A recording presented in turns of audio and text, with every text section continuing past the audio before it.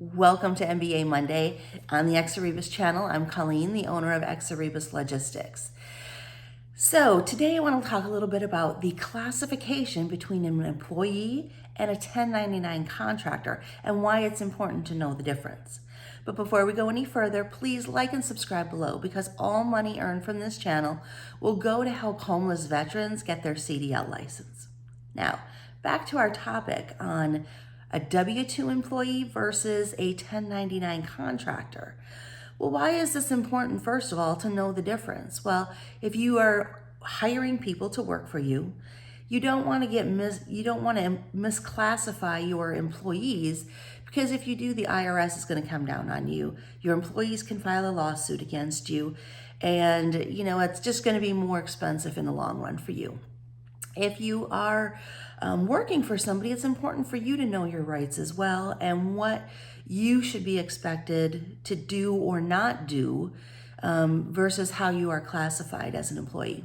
So first of all, let's talk about the W-2 employee.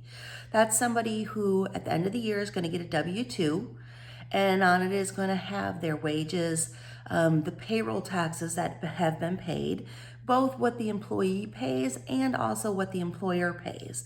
So those amounts will be included on your W-2 form. Now, as a W-2 employee, you're going to be required to follow the schedule of your employer. If they have a uniform policy, you'll be required to wear their uniforms. Basically, if the employer tells you, hey, this is part of the job, well, that's part of the job, and you're going to be obliged to do it. Now, if you're a 1099 contractor, it's very different. As a 1099 contractor, you're essentially going to be your own business. And in saying that, you should have the option of working the schedule you want, taking off when you want.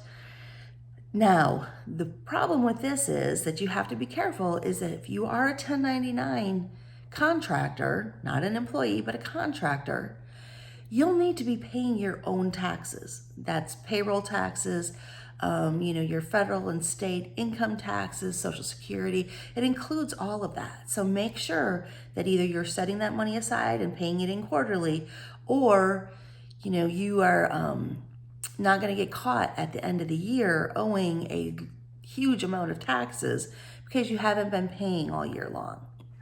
Please remember that. But really the difference is between a W-2 employee and a 1099 contractor is the 1099 contractor is basically their own business. So you have more control over your schedule, what you want to do. Now, if you're a truck driver, that means, if you don't want to haul a load, you don't have to.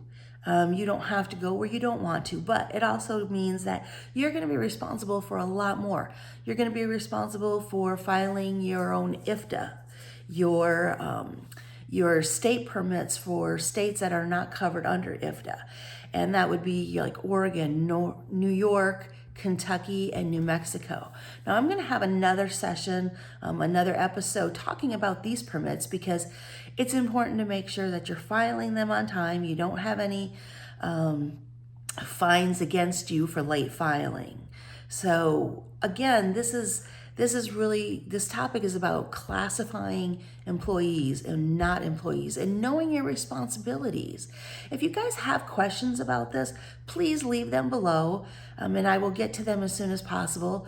And again, please like and subscribe because we really want to help those veterans that are homeless or at risk of being homeless, an opportunity to do something and something that they can be excited about and get their CDL license. So again, like and subscribe and have a great day because Veterans Family Logistics, it's who we are.